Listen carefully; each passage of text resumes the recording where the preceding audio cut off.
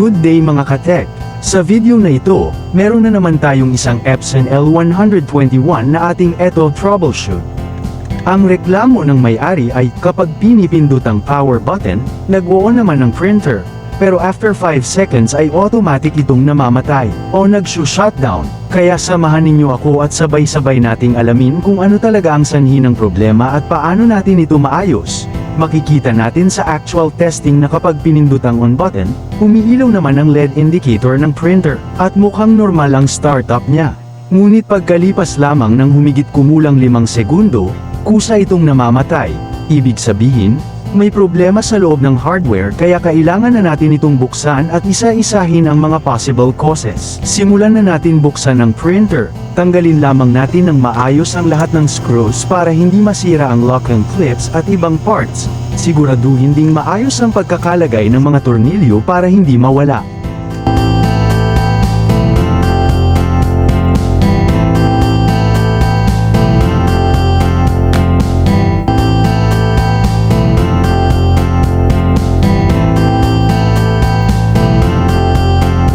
Naka-gloves tayo mga katek, dahil mapapansin natin na may tagis ang ink sa loob. Posibleng noong nag-refill ang may-ari ay nasobrahan ang lagay ng tinta kaya nagkaroon ng leakage. Importante ang pag-iingat para maiwasan ang dumi at contamination sa ibang components.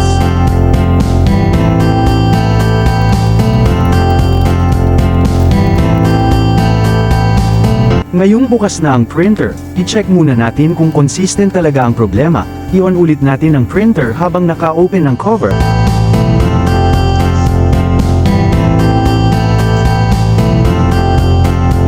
At ayun nga mga katek, confirm na after ilang segundo ay automatic pa rin itong namamatay.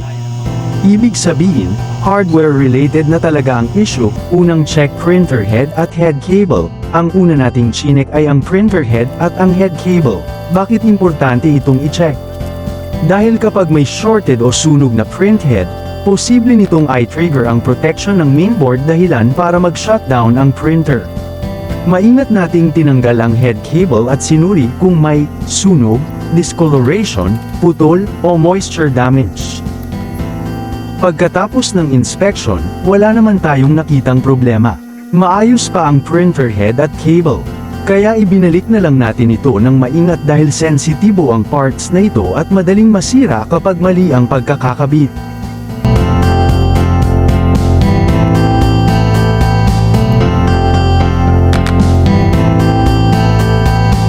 Pangalawang check power supply. Susunod naman nating chinek ang power supply.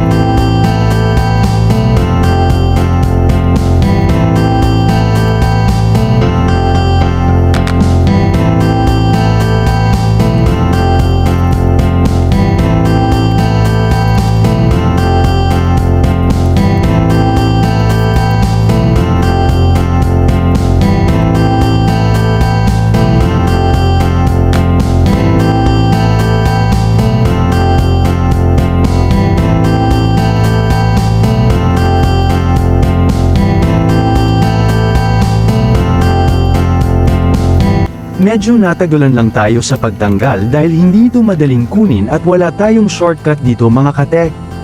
Kailangan talaga ng tiyaga para hindi masira ang locking tabs at wiring. Pagkatanggal ng power supply, test naman tayo ng output voltage gamit ang tester. Para sa Epson L121, ang expected output nito ay 42 volts DC. At sa testing natin, lumalabas naman ang tamang 42 volts output.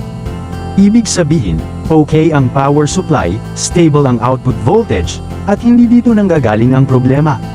Kaya move tayo sa susunod na suspect. Pangatlong check mainboard inspection. Ngayon naman ay ang pinaka-importanteng part, ang mainboard.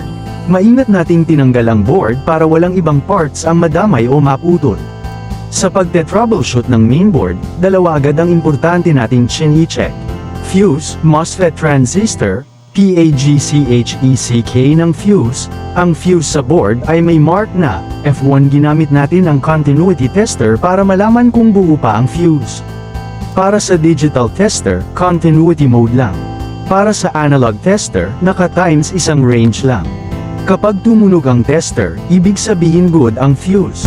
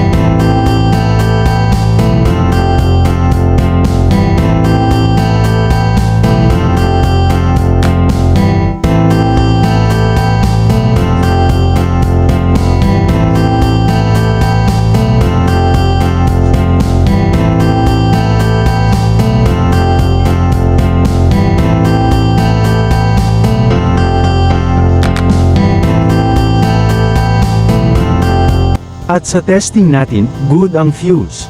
Kaya hindi fuse ang problema.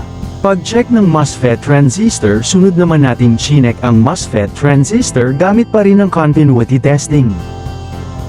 Sa ganitong test, kapag may abnormal continuity o short, ibig sabihin bad ang MOSFET. At dito natin nakita ang tunay na problema. Sa actual testing, shorted o bad ang MOSFET transistor, ibig sabihin may problema ang mainboard. At ito ang dahilan kung bakit nag-shutdown ang printer after few seconds. Solution palette mainboard. Sa ibang technician mga katek, pinapalitan lang nila ang MOSFET para makatipid, pero sa case na ito, dahil buraw tayo mga katek, palette buong board na, mas practical minsan ang replacement lalo na kung maraming hidden damage, o hindi sigurado kung may iba pang affected components, kaya nag-test tayo gamit ang bagong mainboard. Final test.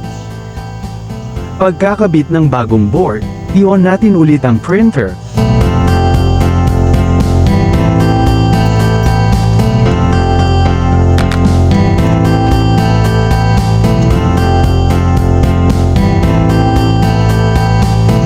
At ayun mga katek, hindi na siya namamatay. Stable na ang power, normal na ang startup, ibig sabihin, solved na ang problema. Pero syempre hindi tayo titigil doon. Nag-perform pa tayo ng range cleaning para masigurong maayos din ang daloy ng ink at ready na ulit gamitin ng printer. Agad ang problema, mahalagang isa-isahin at sundin ang tamang proseso ng checking, printer head, head cable, power supply, mainboard components. Sa kasong ito, ang sanhi pala ay bad MOSFET sa mainboard, at matapos palitan ng board, bumalik sa norma. Conclusion, sa troubleshooting na ito, natutunan natin na hindi lahat ng auto shutdown issue ay power supply. Agad ang problema, mahalagang isa-isahin at sundin ang tamang proseso ng checking, printer head, head cable, power supply, mainboard components. Sa kasong ito, ang sanhi pala ay bad MOSFET sa mainboard, at matapos palitan ng board, bumalik sa norma. Bumalik sa normal ang operation ng Epson L121, at dyan nagtatapos ang ating troubleshooting video mga katek. Sana may natutunan kayo sa simpleng repair tutorial na ito.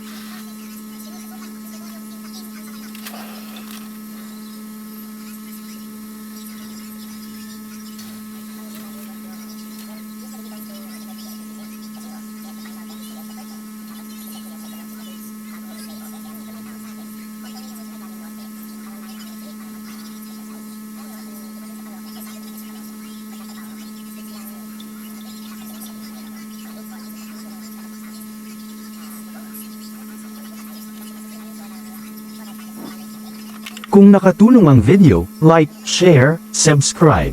At pindutin na rin ang notification bell para updated kayo sa mga susunod nating printer repair tutorials. Maraming salamat sa inyong suporta mga katek, hanggang sa susunod nating troubleshooting video.